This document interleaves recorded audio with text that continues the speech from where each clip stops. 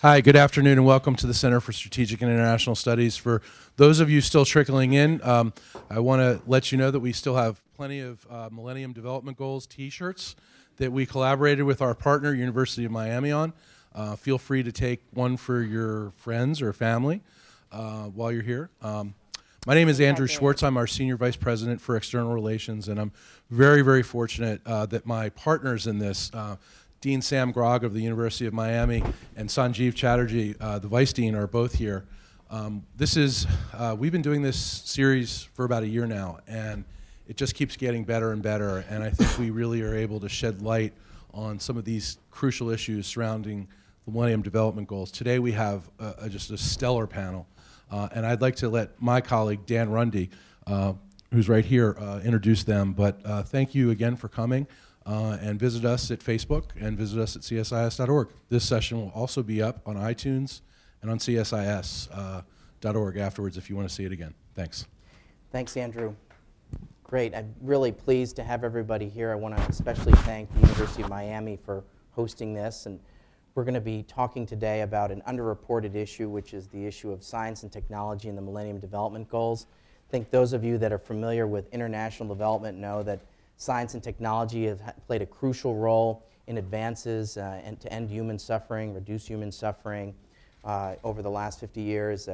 AID was at the forefront of initiatives like the Green Revolution in the past, along with private funders such as the Rockefeller Foundation and the Ford Foundation. There's a renewed emphasis in the Obama administration and under Dr. Shah, with a focus on science and technology, and we're particularly pleased to have Alex Dehgan, a former colleague who's currently now at AID as the Principal Advisor for Science, with us to my right. To my left is a former classmate from the Kennedy School, so it's sort of old home week. John McArthur is the CEO of Millennium Promise, which is an initiative that Dr. Jeffrey Sachs has convened around a series of community development initiatives focused on alleviating poverty, and you'll hear more about that shortly. And then further to my left is Sasha Kramer, who's an adjunct professor at the University of Miami and also is a visiting fellow at the Center for Latin American Studies at the University of Miami, based in Port-au-Prince, Haiti. She's also wearing her hat as executive director of SOIL, which you'll learn quite a lot about, I think, when she describes what SOIL is and what they're doing. I think we have a very interesting panel. I'm going to first ask Alex to set the stage on the issue of science and technology. I think what we have here is, at the policy level, science and technology, how do we harness it? How do we capture learning? How do we mainstream it? And then we have two examples of applied technology, both a particular technology in the case of Sasha, and in the case of John's organization, we have a suite of technologies and how around community development and how various social practices are brought to bear on technology to achieve alleviation of suffering. So Alex, talk to us a little bit about this new emphasis on science and technology. How are you thinking about mainstreaming advances in science and technology into mainstream USAID operations? Well, science and technology is one of 4 priorities for the administrator. It's part of our USAID Forward agenda, which was an attempt to take the PPD, the QDDR, and actually start it before those were even issued. It is a hallmark of this administration in terms of restoring science to its rightful place, and it's a recognition that development is a technical discipline. And 20 years ago, we had a Bureau of Science and Technology. We haven't had a full-time S&T advisor for 19 years. And having Dr. Shah set out this agenda and working on it, I think, is based on the recognition that much as USAID played an important part in sort of the great transformations of the past, whether it be antibiotics or vaccines, that we need to look toward what are the next sort of transformative agents in the future. How can we actually leapfrog ahead and solve problems rather than making just progress? We recognize that 80% of economic growth around the world is through science, technology, and innovation, and that we have to actually think about building economies of the future rather than building economies of the past. And we tend to do so. And it is not about repeating the last 200 years of industrialization, but using all of our expertise to help develop, with people on the ground in the developing world, new solutions and bringing in new solvers to the problems that we have.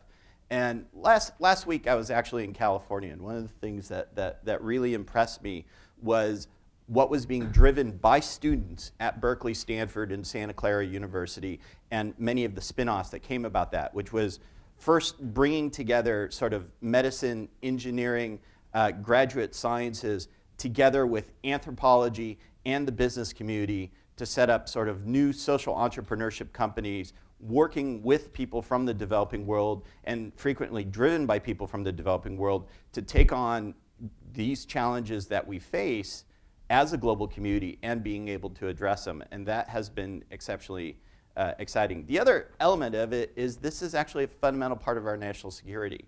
I mean, we're facing a series of global challenges as a community.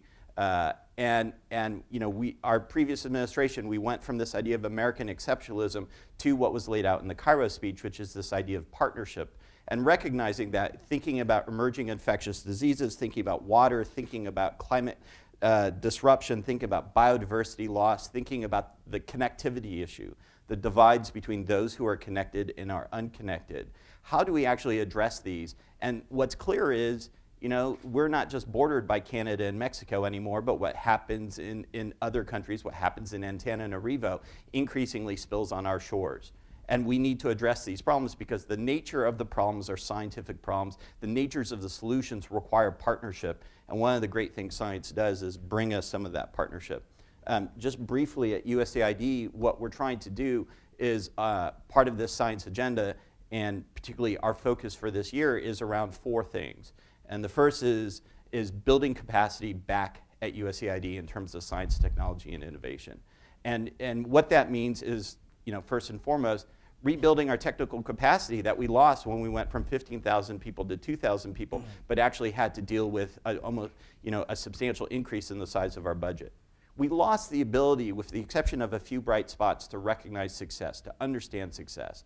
And enhancing sort of the existing expertise that's in the agency, rewarding and celebrating that expertise that's within the agency, creating opportunities for a senior technical career track, creating senior science advisor positions in our bureaus, within our missions, is fundamental to how we're actually going to get science back into recognizing that development is a technical discipline.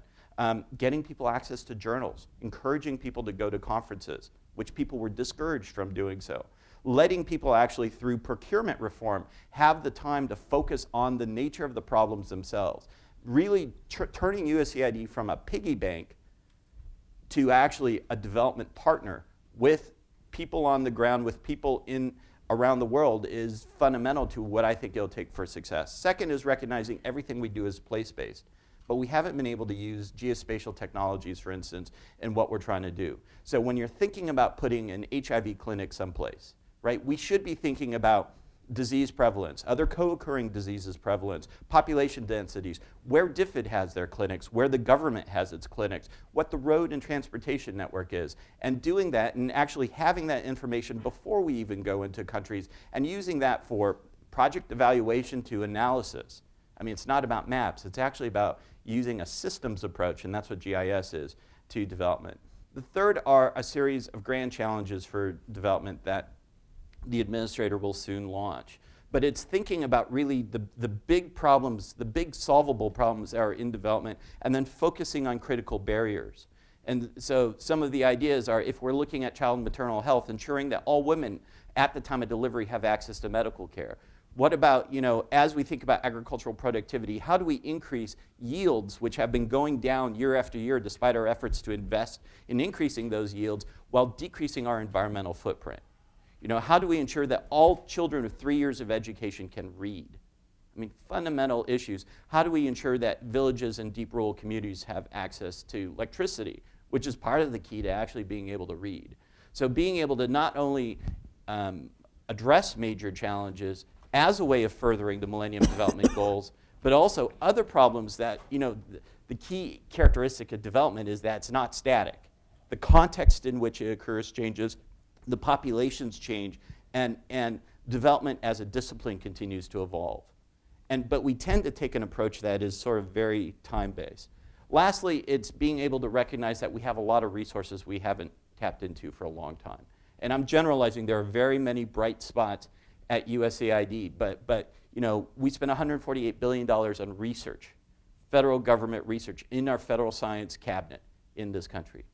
We don't use that for development. We should use 20% of our federal domestic science agency budgets should be directed toward development type issues because one, the nature of those solutions actually affect Americans at home. That what's happening internationally is frequently a development issue.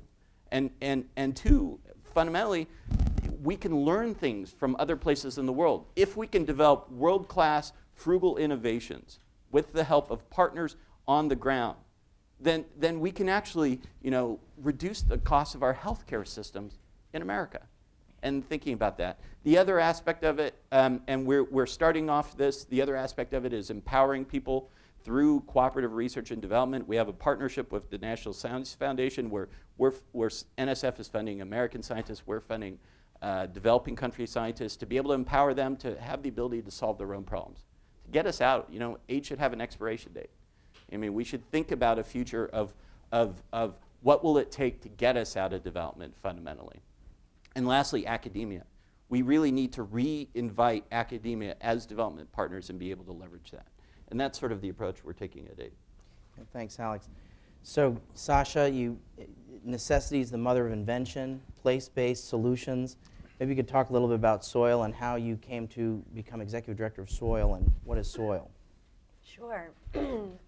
Well, I first went to Haiti in 2004, and I had gone just after the coup that happened there. I went as a human rights observer, and I was still working on graduate school, finishing up in California, and I fell completely in love with Haiti and began going back every month for my last 2 years of graduate school.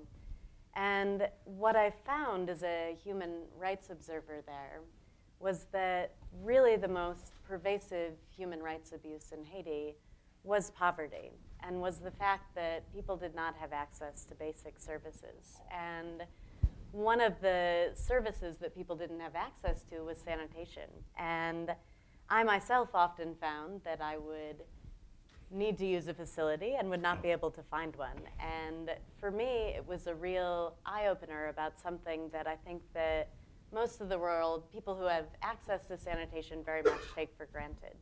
So that was when I first started thinking about getting involved in sanitation work in Haiti. But when I was looking at poverty and these other basic services that were not available to people, it was clear to me that it was not just a question of sanitation. It was a question of not having access to health care. The leading cause of mortality in children under 5 in Haiti is waterborne disease, and the fact that agricultural production had been declining so much over the last few decades in Haiti. And this was what got me thinking about, is there a way to have an integrated approach to sanitation that would not only be about a toilet, but that would also address some of these other issues, like healthcare, like agriculture. And I was studying ecology in graduate school and was very interested in nutrient cycles. And so I had been thinking about nitrogen for a long time and studying fertilizers. And I sort of had one of those moments where I realized there is this incredible link between sanitation and agriculture, because what is coming out in human waste is actually, it's what's causing these public health problems. But if you transform it properly, you can really turn it into a resource that can be used to stimulate agricultural production. So in 2005, I visited South Africa, and I went and visited some ecological sanitation projects there, where they were designing different kinds of toilet systems that could actually transform human waste into fertilizer.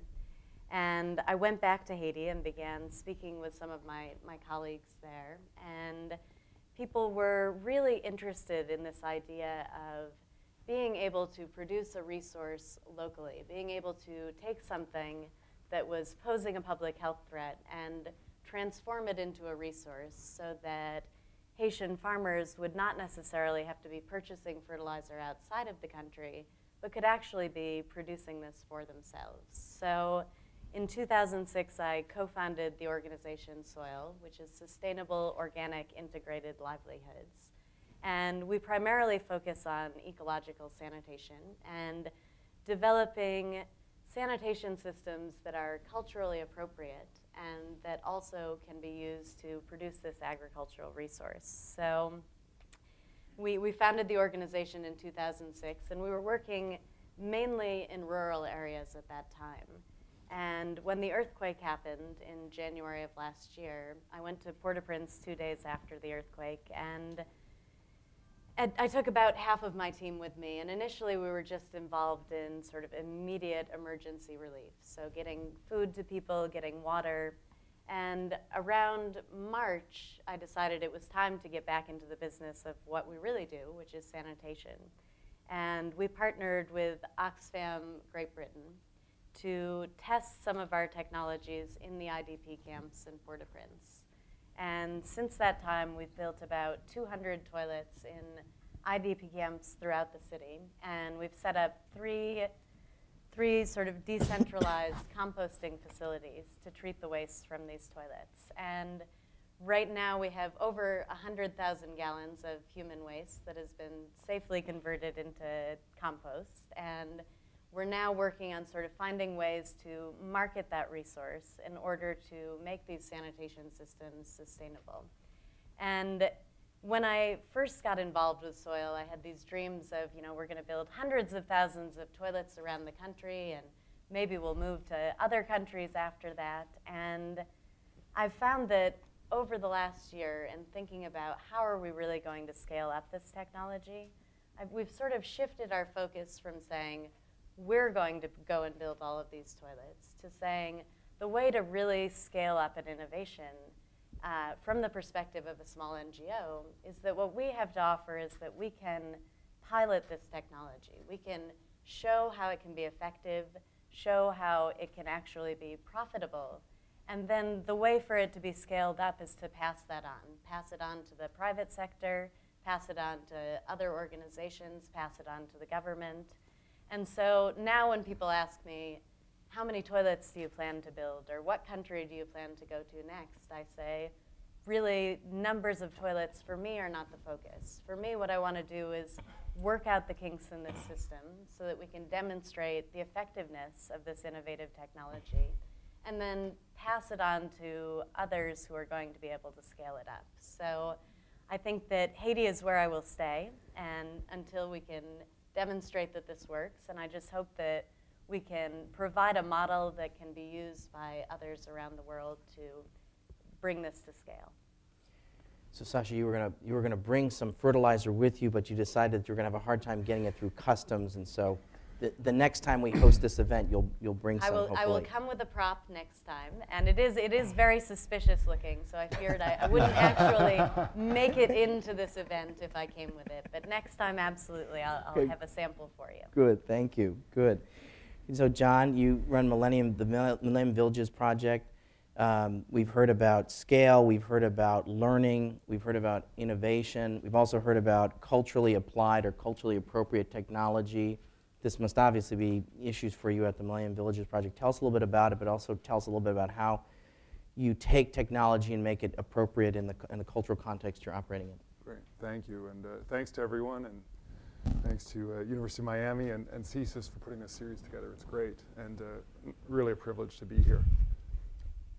I want to also congratulate Alex and Dr. Shaw and everyone at USAID for putting this at the front of the agenda. I think for those of us who are for lack of a better term, professionals in this set of circles, it's quite invigorating to see the leadership. And I was with Raj Shah last week and just congratulated him then, because the notion of momentum around evidence-based policymaking is really taking hold and focusing not just on the evidence, but also on what's next, not just where we are. And I think that's the spirit of a lot of what all of us are trying to work on, is where are we now, and then what's coming down the pipeline soon, and how can we make the most of that on a systems basis. So I would just maybe want to share some broader framing thoughts first before getting into the specifics, because I think as we talk about this issue of innovation, I would have 4 categories of innovation that come into my own mind conceptually, and I'm happy to illustrate a couple of them and in the broader discussion follow up. I think one is probably the most overlooked innovation, which is the implementation of known technologies. This is a huge gap in the international system and international efforts. And there are, generally speaking, 2 or 3 reasons why we don't do more of it. One is lack of financing. So as much as money doesn't solve a problem, if you can't pay for the solution, it doesn't get solved either. And that is a highly underappreciated issue. And if we go back to, for example, I'll come back to it in a second. The other reason is often people just don't know the evidence across disciplines. And so I'm a macroeconomist. I'm maybe a little bit lucky. I've actually spent much more time than most macroeconomists thinking about soil nutrient cycles. But I know enough to know how little I know. And unfortunately, most of my colleagues don't even know how much they don't know because it's not an issue to them, even in the circumstances where they're looking at, say, African economic development patterns, which are centrally defined, in my view, and rooted the evidence by a lot of soil nutrient cycles, a lot of what the agronomic community calls a soil nutrient crisis in much of Africa, where the greatest ecological and economic barriers are around extraction of soil nutrients. We don't think about this systematically as a policy community. You could look at the same, say, around epidemiology and disease control. The public health community had developed a lot of evidence around the role of, say, mass distribution of long-lasting insecticide-treated nets years before the economics community caught up with this. And that's not a slag on any community in particular, but it's just a recognition of how hard it is for people to recognize, even at the very sophisticated levels of insight within their own fields, the insights that are being developed across fields that apply directly to their own. And so I think we have to understand how much evidence is out there that is simply not being implemented, either through lack of awareness or through lack of financing. And if you look at agriculture, for example, and we've got a lot of momentum around Feed the Future, the African Green Revolution initiative, at a very simple level, and I won't get into all the complexity of soil nutrient challenges and so forth, nitrogen cycles, but the high-yield seed varieties for African agriculture, loosely speaking, generally were brought to market in the 1980s, roughly a generation after the ones from South Asia, roughly 1 to 2 generations after those for, say, Korea and Taiwan in the 1920s and 30s. There's actually a scientific history of high-yield seeds. There was no financing to support the fertilizer-responsive seeds, and there was no policy mechanism in the 1980s, and it's only a generation later that we're actually getting to the practicalities, in my read of the evidence, of supporting those seeds to be broadly accessible around the world and around Africa, and that's why we're seeing the things like the Malawi take off in agriculture. We're seeing many countries start to have massive breakthroughs, not through any immediate technical breakthrough, but through the basic breakthrough of implementing the technology that was for a long time known in the agronomic community. And I just want to underscore how big a deal that is. There's a second set of issues, though, which I would say are around the integrated challenges of innovation and implementing integrated approaches to any particular innovation. So we were just hearing about sanitation. If you look at something like child mortality, in my view, the ultimate bottom line measure of poverty, does a child make it to their 5th birthday or not? There's no more human consequence of poverty. There are so many factors that go into child mortality. It's not just a clinical service. It's not just an immunization. It's not just the clean drinking water. It's not just adequate nutrition. It's not just is the community health worker there or is the clinician there. There's actually a whole suite of things that go into that outcome. The public health community has actually done quite a bit around this, but that's just one challenge. If you want to look at the demand and supply side issues that put a kid in school, if you want to look at all the economic and ecological factors that go into ecosystem management, if you want to look at an issue like access to water, which is only partially about drinking water, especially in areas where the agricultural use of water is vastly increasing, hopefully rapidly increasing in many instances, and also industrial uses. You have huge system questions. In our own work in the Millennium Villages, we're trying to think through with communities how to take what we already know based on the evidence to actually apply local community managed system solutions, not with infinite complexity, but at least with enough basic framework that there's a lot of local adaptation and application of known technologies with a minimum and maximum, in our case, resource envelope to get those things done. There's a third set of innovations, which is what I would call around the particular, and I think the most interesting ones are around the very particular focused high impact technologies. And I, as an economist, define technology very broadly. It's skills, it's systems, it's science. So you know, the rotavirus technologies are extremely important, high impact. Technologies around ICT and connectivity are extremely high impact. But we're, for example, working a lot with community health workers. My colleague Matt Berg has developed with our other colleagues this whole Child Count Plus system.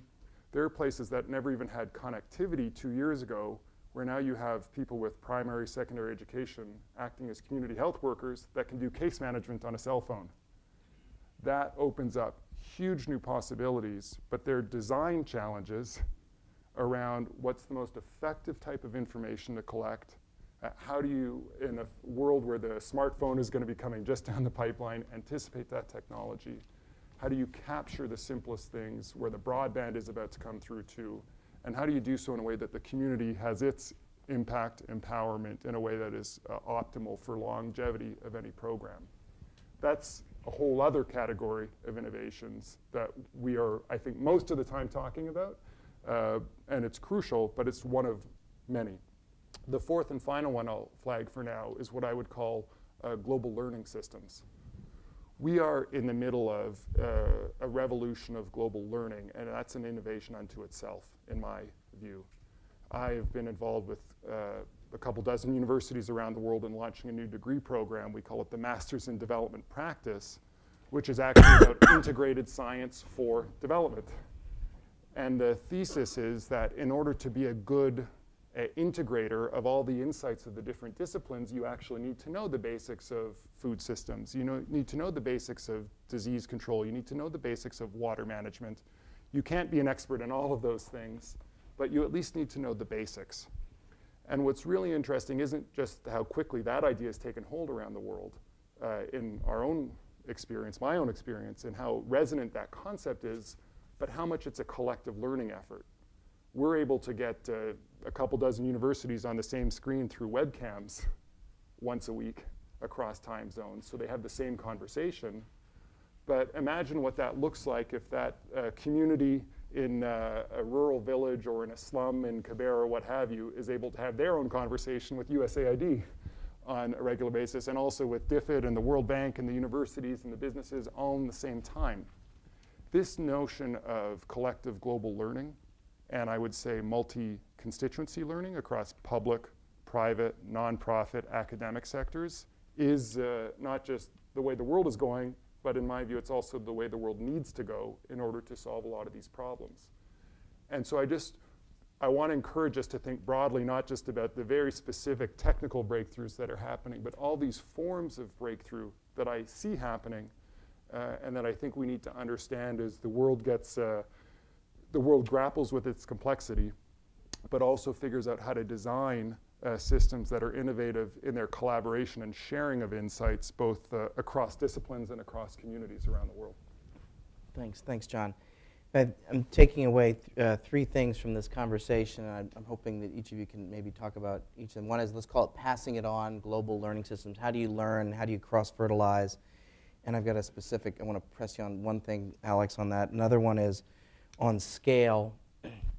How do you achieve scale? You referenced that, well, I'm going to pass this on to the private sector. I'd be very interested to hear about are these commercializable? Because I think this I think hasn't come up in the conversation. How do you commercialize a technology, whether it's a pay toilet? We've all used pay toilets in places like Paris or other various places around the United States where you can do that. Maybe there's some kind of we talk about micro-utilities in the development community, and this is a form of a micro-utility, right? And so you have that, and then I think the other is, how do you measure impact and measurement and evaluation? Where does that come in? I think especially in this environment where there's less foreign assistance resources, or there may be some, how do you make the case for your specific innovation or learning in this difficult environment? So, but Alex, I'm going to be slightly wonky for a minute and talk about prize authority. You got something called prize authority, which maybe you may want to, or maybe I'll explain. It's having to do with offering a prize for people to come up with a new development innovation. The good news is you have prize authority. Perhaps the bad news is it may be only limited to U.S. citizens, perhaps. I think maybe you could just talk a little bit about that and why that's important to what you're doing, and maybe you could talk about how do you, and it seems to me that's part of this accelerated learning conversation. So the great advantage of prizes is you get generally people investing 10 times the amount of the prize in actually trying to solve the problems. You find the people who tend to solve the prizes don't come from the communities you expect to actually address them. You get a huge amount of attention around the prize. So you create, actually, usually you don't end up with one solution. You create what is called an ecosystem of solutions. And lemur biologists, I also like to talk about ecosystems and evolutionary biology. But the idea is you don't have one widget, you don't have one solution, you don't have one system, but you have a series of different approaches that can compete and actually deal with the fact that you have different environments, different contexts, different cultures in which these things have to be in there. You know, so there's a good reason to have it. You want to draw attention. You want people to focus on a critical barrier. You only pay for success. So you know, unlike a lot of development, you actually only pay for a prize when someone achieves the particular prize. And this was used with the Ansari X Prize for a spacecraft that was able to go to 100 kilometers twice within, I think, 10 days. Very clear definitions. We wanted to use prizes as a way of drawing attention to critical barriers as one of many tools. So our traditional grant tools to other things where we could broaden the conversation on development. The problem is the American Competes Act, which was just passed in the last flurry of legislation, limits it so you cannot apply it to people in the developing countries. And that is actually a real limitation because, quite frankly, what we want to do, this problem that we have all sort of talked about of how do you actually find what solutions are out there? There are so many great existing solutions. How do you actually bring them forward? How do you actually bring sort of knowledge together? And you know, you have this set of global challenges. Why aren't you using the entirety of the global community to try to address them? And so there is this limitation. We're looking at other ways of potentially addressing prizes through traditional grant authorities, through partnerships with other entities that could actually fund the prize while we do the work to make it a reality. But I think it is sort of an exciting concept to be able to focus and to think about, you know, get people thinking about the particular problem without dictating the solution in advance. So private sector scale, how you're passing it on? Talk a little bit more about that. Sure. I think that and I'm going to speak mainly about sanitation because that's what I know about, but it can certainly be extrapolated to other technologies. But I think that one of the issues with sanitation and the way that it has been promoted in the world is that it's often very supply-driven and less demand-driven. So I think that really the key in going to scale is in creating the demand for the service. And there is an approach to sanitation, which is called CLTS, Community-Led Total Sanitation.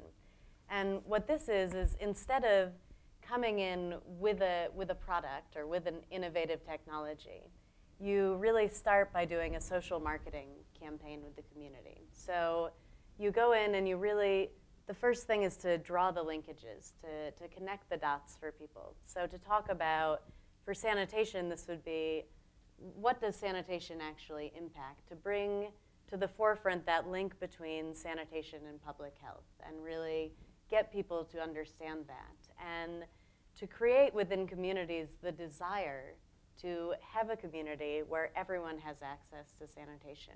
So it's not just a recognition of the link between your own access to sanitation and your health, but also recognizing that other people in the community who do not have access to that are going to impact your health as well.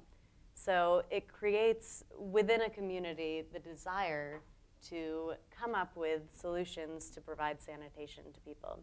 So for me, as someone who is specifically promoting a certain technology, it took me a little while to say, okay, well, even if I'm promoting ecological sanitation, I cannot go into a community and say, hey, we've got this great toilet, you should try it.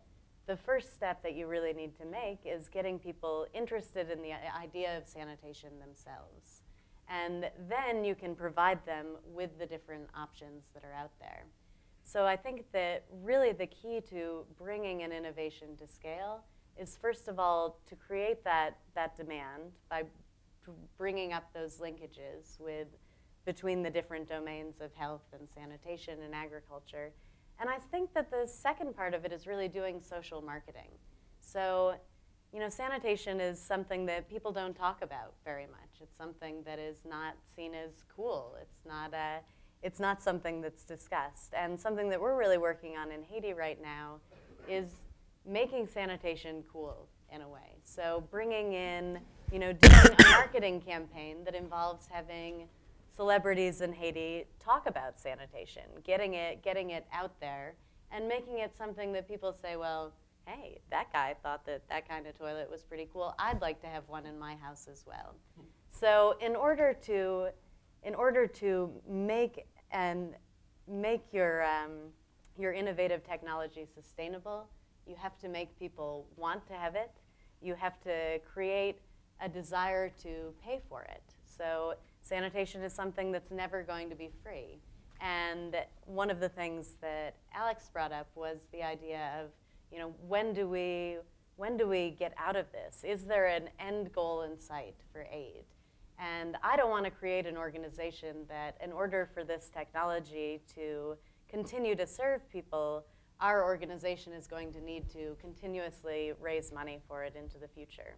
So we really have to think about what are ways that this can be passed off to the communities in which we're working, so that we can just demonstrate the technology, stimulate the desire for it and the demand for it, and demonstrate that it's something that can be profitable, so that community groups, businesses will want to get involved with this. And certainly waste collection in industrialized countries is huge business. And so there is absolutely no reason that that can't be the case in countries that have less access to sanitation. So from our particular perspective of sanitation, we're looking at social marketing, we're looking at creating demand, and we're looking at demonstrating a way that this can be profitable so that these implementations will actually be sustained in the future. And you don't just go put in 200,000 toilets that later on turn into storage sheds for people because they don't really have a desire to have that technology. So. Thanks. John, we talked on the phone yesterday about demand-driven versus supply-driven. This has come up, this issue of we need to create demand. My understanding of how the Millennium Villages program works is you come to a community or a set of communities, you assess what the needs are. How do you generate demand for some of the solutions that you're providing? I think this is sort of an interesting, and some of them are new technologies, or how do you get folks to think differently about some of the challenges that they have? I think we have to segment this quite a bit, actually, because if you look at even the role of the public and private sector, just to weave that in, I think I'm a big fan of the private sector's ability to innovate, generate new technologies, solve very market-driven problems where the markets are working quite well, or even expand the reach of the markets where they can work better, the so-called bottom of the pyramid issues. In a loose, rough cut, I generally think of the bottom of the pyramid issues as applying to places that are between $1 and $2 a day. So they're a little bit liquid, there's some cash in the economy, and there's a lot of room for entrepreneurialism. I think that there's typically a very different set of economic dynamics in places that are below $1 a day, which are often pretty much cash-free economies or very illiquid or highly illiquid, and people just don't have the resources to pay for things in the same way. So I think that's one cut at different issues. Then there's another cut of things that are behavioral, like sanitation is one of the great examples. There are other things where it's about, you might not want your immunization program to be based on a purely demand-driven approach. And there's a lot of public health where you don't want, pure voting at the household level. Does the child vote for whether they want an immunization, or does their parent decide for them? And do you want everyone basically to have an immunization in order to have the public good effects that come from mass immunization? It's a different class of problem, actually. And what the innovation might be is about changing what's in the immunization or changing the sequencing of the immunization. And I just think it's important to segment that from, for example, a sanitation problem. I think when we look at these scaling issues, I don't want us to walk away, as much as I'm a great believer in the private sector, walk away from the public finance. And I feel like we have a bit of cognitive dissonance on this. So we don't expect, for example, PEPFAR to be financed, the USAID's program, very successful, to be financed by the private sector. Nor do we expect the AIDS widows and orphans to get their antiretrovirals through private financing. We understand that they need public financing because they actually can't afford it, and that program won't work in the absence of public finance. And we don't expect PEPFAR to self-finance within 3 years. That's not our definition of sustainability. Definition of sustainability is, with the ongoing financing, does that program still achieve its objectives? And does local management work? And are the targets being achieved? And is this growing in the right way? And so I think we need to unpack even how we think of scaling and sustainability in these in a more deliberate way. Given that frame, we see within the Millennium Villages all sorts of different issues, as one can imagine. So there are some places where the farmers had, of course, seen fertilizer before. They might have used it a little bit before. They just couldn't afford to buy it. Or they couldn't afford it at the new prices. Or it used to be subsidized. Now it's not subsidized. They might know how to do it, but they might benefit from the agricultural extension worker just to make sure they're doing the spacing right. And we saw many places do very well with just a little bit of a tweak around what was accessible. So there wasn't really a big demand problem, actually, although there was a complementarity issue around how to make sure that the technical support was there so that they could do it the most effective way. You see other issues, for example, everywhere with mass distribution of bed nets, just to stick with that example. I think the evidence is very clear that you need to do mass distribution of bed nets. That doesn't mean that that solves the entire malaria problem, both because you have to break the transmission cycle through medication, treatment. You have to make sure people know how to use their net. You have to make sure they know how to maintain their net. You have to make sure that, in my view, you want to keep the price basically zero so you're not creating a secondary market for the net. All these things are very effective, and that means you need a system around it. That's not necessarily, one could define that as creating demand. One could also define that as designing a system that's efficacious. There are other things which are about choosing technologies. Again, all these categories. So we have to be very careful not to oversimplify any of this. Like water. Well, what is the type of water source that people want to use? What's the technology they want to use? What's the one that people want to maintain? It's, of course, not just about the capital investment. It's about how to maintain it, how to make sure the skill level is there. We've seen in some places, communities, of course, have their own choices of what types of water they use. In others, for example, in southwest Uganda, it's very slopey. People didn't really live there 50 years ago. There's been mass erosion. And they said, fertilizer, not so relevant for us because it's lost in runoff anyways. Water, we need water. And of course, we need to pump the water up the hills. So can we find a way to create pumps to get the water, and then we'll do our landscape management as our first priority in agriculture. So I think these have to be, both globally at the country level and at the community level, highly iterative conversations. Here's what's available. Here's what can be done. Here's what the community wants to do. No conversation has perfect information. No conversation has unanimity in any part of life, or rarely.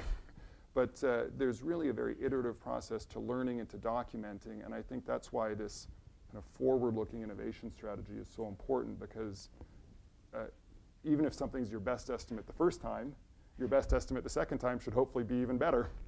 And then not just the solution will evolve, but the problem will evolve. And I think the more dynamic and segmented an approach we have to these problems with very collaborative problem solving, the more efficacious, again, we'll be in all of it.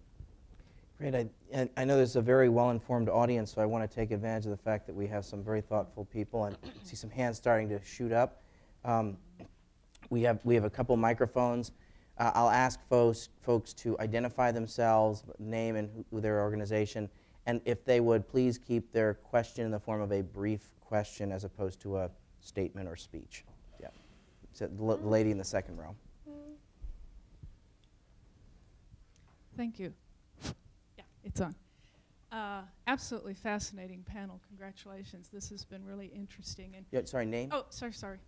Marisa Lino, and I'm with Northrop Grumman Corporation, and you may all wonder why a defense contractor might be interested in this topic, but we are the largest contractor at CDC, and we do work with CDC in 40 countries on global health. Anyway, my question is for Alex, and it gets to the heart of integrating knowledge for use in development.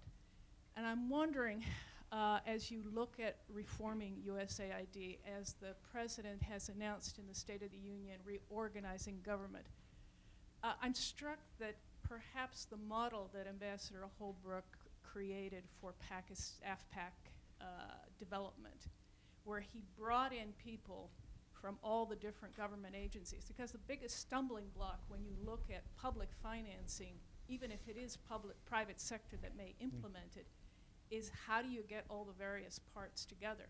Is that kind of a model, maybe based on that particular personality, can it be repeatable? Can you do something on a task force basis that might create the synergies you all are talking about? So bringing various government agencies together.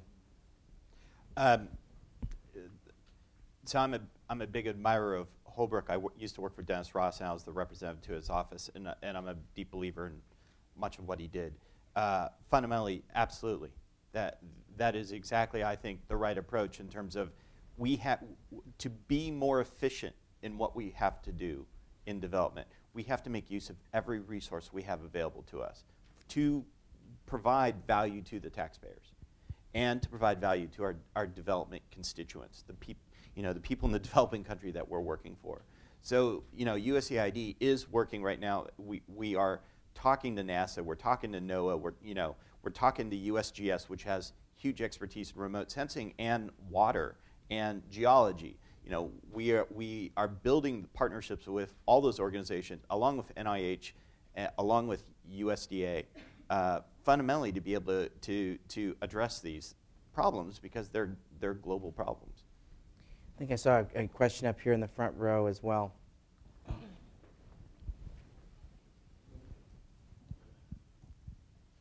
My name is Wellington Chalewumbe. I'm a venture capitalist in Johannesburg, in South Africa. I have got economics training, and I'm also passionate about development. And actually, the business that I'm in is a result of an introspective debate on what drives economic growth and development. And the conclusion that I came to is similar to the focus of the panel today, which is that technology is the factor of production that has made the biggest difference in the history of the world economy. Now, I've been listening to you talk about what you're busy with and the views that you've got, and it seems to me that your bias is very much towards being a substitute for developing country governments where there's a deficit of transfer payments, that would, in a developed country setting, be provided by government, to the most vulnerable groups. And in general, economic viability in that section of the community is very difficult to manufacture because the reason why they're vulnerable is because they don't have money, and because they don't, there's no market there. What we've decided to do, in our case, is to make the developing world also a source of global technologies. And my question is, I wanted to know whether there is a solution or a form of intervention that you think you can provide to venture capitalists like me. I've got 4 technologies that have proven their potential to be global solutions. We have got a ballast water treatment system, which is killing microbes in the water that goes into ballast tanks in the shipping industry, a $35 billion industry. And we've partnered with the biggest marine repair and maintenance company in the world, which is Norwegian, despite the fact that we invested only $500,000 US in the investment, demonstrating that actually high value innovations. So Wellington, so the question is, the question would be? Well, one of the, I know that you don't want speeches, but one of the points that you've made correctly is how do you identify quality of opportunities? Well, I do have quality opportunities, so that's the point I want to make. Maybe we can talk about the rest of them later on. But I just wanted to know whether there is an intervention that you have got for things that are genuinely potentially viable, can actually grow the economy, so that in the future sustainability will be defined as developing countries having the capacity to provide their own transfer payments to the vulnerable groups in their own countries, rather than aid, USAID being an extension of domestic country governments. Thank you, Wellington. I actually think each of you could probably take a piece of this. Maybe, Alex, why don't you start? And I'm hoping also that, Sasha, I think you talked originally about how you found the technology in South Africa and brought it to Haiti. So it sounds as if there are pieces about how do you commercialize the technology, how do you scale it, and how do you bring in governments, how do you bring in local governments into this conversation? Because I think you put your finger on something, Wellington, which is where's the local governments in this conversation? And so, and also maybe you could talk about how are you supporting commercializing technologies, because I think that's also something that Wellington was getting at. One is a personal observation. So a very good friend of mine at the World Bank that works on science is, and I'm not going to mention his name, but is leaving the World Bank to go work for venture capital firms in Silicon Valley who are interested in the developing world. And if you talk to the smart investors around the world, the future markets are in Africa. They are in, it is where people see the hope and the success. And that's where the drive for development is going to come from. The second point is recognizing where development agencies, even what we're trying to create is what we're calling a modern development enterprise, can distort the market and where we shouldn't be acting. And how do we actually encourage the venture capitalists and the entrepreneurs like yourself? And we're still working on this, but one of the mechanisms that my colleague, Dr. Maura O'Neill, who's our Chief Innovation Officer, and we work closely together, is this thing called the Development Innovation Ventures, which is intended to be able to take those new developments, those new sort of technologies, those new ideas from anyone. And if they have the potential to reach 75 million people, to start off like a venture capital fund to scale them up. And that's available now. It's rolling applications.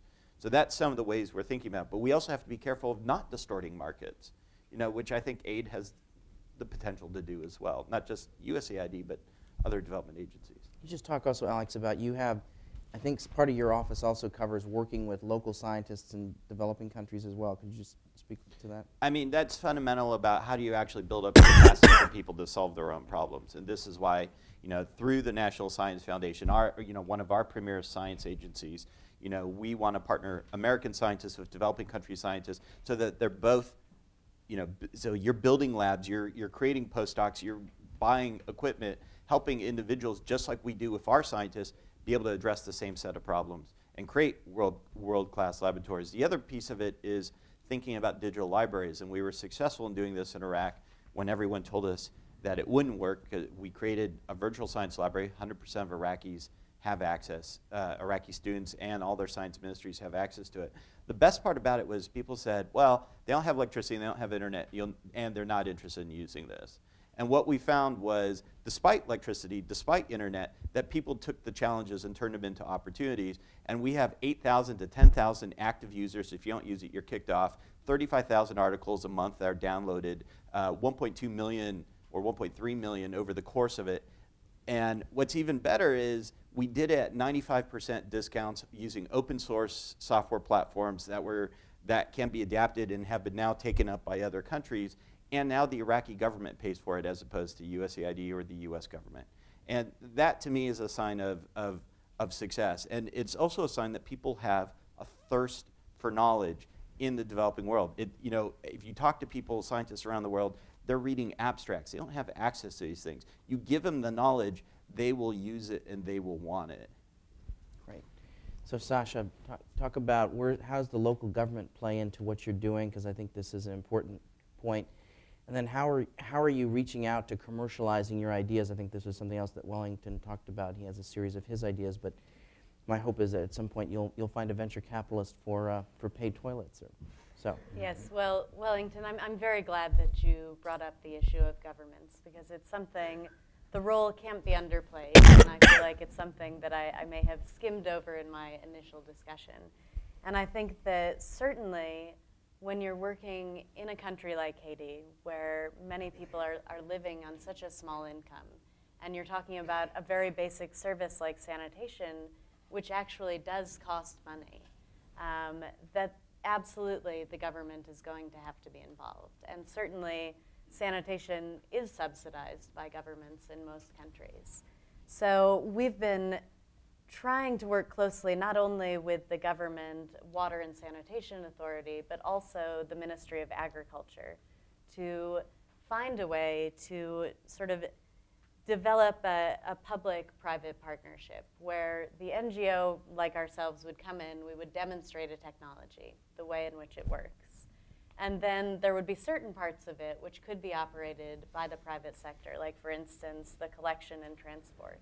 But then when you look at something like waste treatment, this is something that is much better initially run by the government. So you're talking about semi-centralized waste treatment plants where it costs a lot of money to get that sort of infrastructure in place.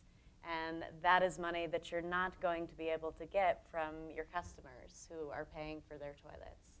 So I think that there is a real need to come up with creative ways that the NGO community, the government, and the private sector can work together to provide this service and to really ensure that the service is not only available to people who are able to pay for it. So there needs to be some thinking about subsidization for people who cannot afford the entire cost of the service. And the interesting thing about ecological sanitation is because you're not just providing toilets, you're also producing a resource in the end. Are there creative ways that profits that come from the sales of that resource can then be fed back into the system to actually subsidize the provision of sanitation services to people? So I thank you for bringing that up, and I appreciate the question. John, role of local governments, and also how do we commercialize? How do people have good ideas, have good marketable solutions? How should those be brought forward? I think I'd have two basic thoughts on this. One is, again, segmenting the different environments. So I actually think the middle-income countries have a very different environment and set of challenges than the low-income countries. So South Africa is a middle-income country, or Brazil, or even now India. Ghana is now technically a middle-income country, if we believe the books. These are very different environments in terms of the capital that's in that environment and economy, and generally speaking, the technology, because you're absolutely right. One of the deepest insights of the economic growth research is that gains in technology and productivity drive everything. And so finding ways to boost that is central. I actually think that with the emerging economies, so-called the BRICS and BRIC pluses and whatever acronym you want to use, this country, we're so used to describing them as the next great investment places. I think we have to be understanding them as also the next great investment sources, because they're really providing a bridge function in the global economy. And as wages keep going up in China and a lot of the low-cost labor will move to other parts of the world, for example, that's going to be a huge shift in investment in the next generation. But I also think I think there's a gap system-wide internationally around innovations. So we don't really have a lot of these public finance dollars going into innovations because they're risky. Taxpayers don't like to see their dollars fail. We do domestically, or this country domestically puts, for example, a lot of money into NIH, National Institutes of Health, National Science Foundation. Those are central to all the commercialized technology you see down the pipeline, the basic science. But we don't have those similar pipelines in the low-income countries, although we're starting to see them in many of the middle-income countries, and there's a lot of boosting happening for the low-income countries. But I just want to share some basic arithmetic to illustrate some of this. when we're talking about foreign aid and so forth, I never think we should be thinking of substitutes. I think we should only be thinking of complements.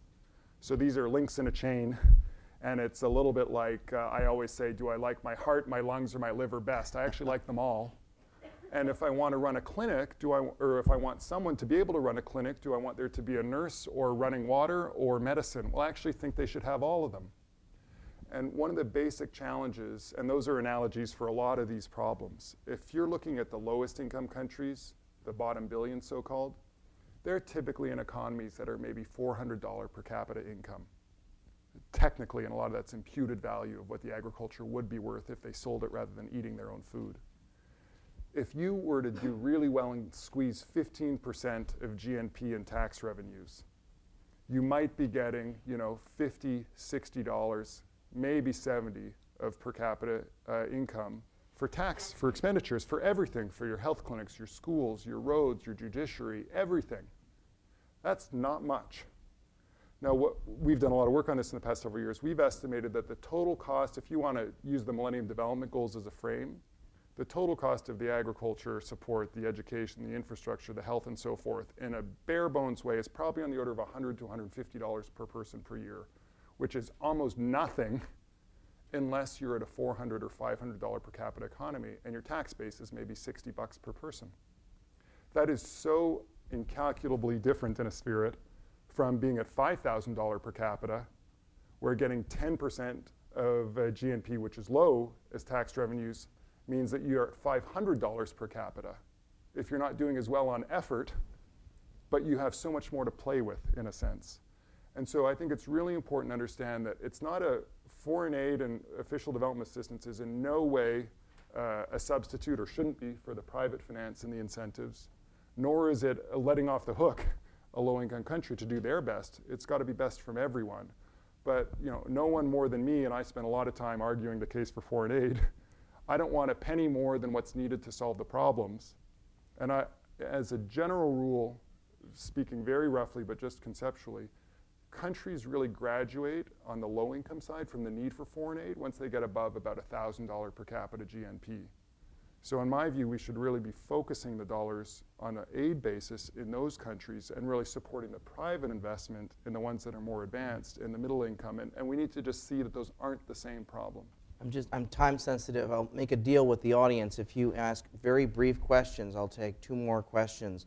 So name, who you're with, and a very brief question. We'll take 2. The gentleman in that corner, and anybody over here, and I'll go over here. So I'll hit both sides. I'm Ranjan Gupta from NIAID, NIH, but I'm speaking for myself, not for NIH.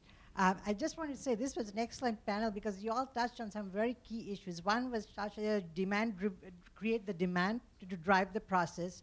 You talked about the people thirst for knowledge and the social entrepreneurship. And I just want to make a quick point that I go to India for my scientific issues periodically, and I'm always amazed that I go to houses where people have, even the rickshaw puller on the street has a cell phone.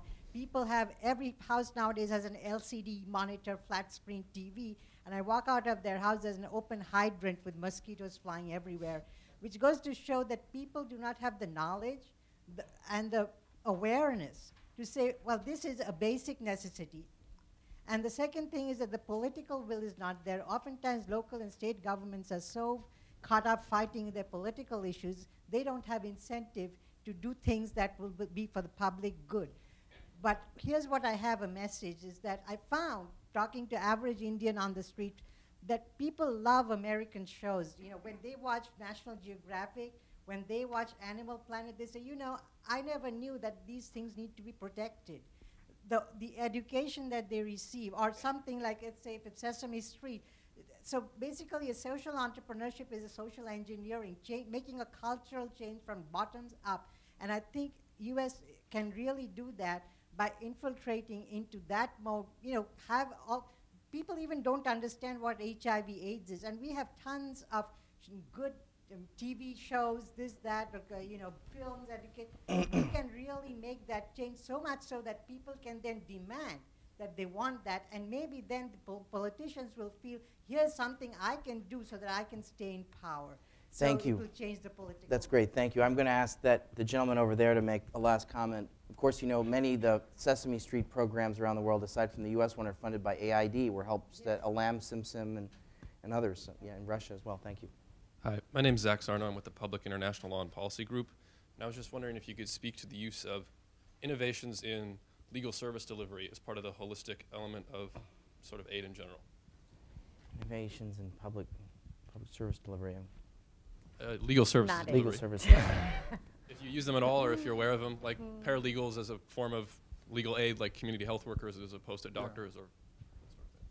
I know of some innovative work that's been done, especially in post-conflict settings in places like Liberia and Sierra Leone. And there's some great young lawyers who have been doing what I would call interface law between community legal systems and the kind of more classic, if you will, internationally defined formal systems, and bridging that through community tribunals and things. I'm not expert in that, so I wouldn't want to overstate. Great, I think we've had an excellent panel. I want to thank our sponsors, the University of Miami and our friends here at CSIS. Thank you. Thank you. Thanks, guys. Thank you very much. Okay. All of us together. Oh, sure. Okay.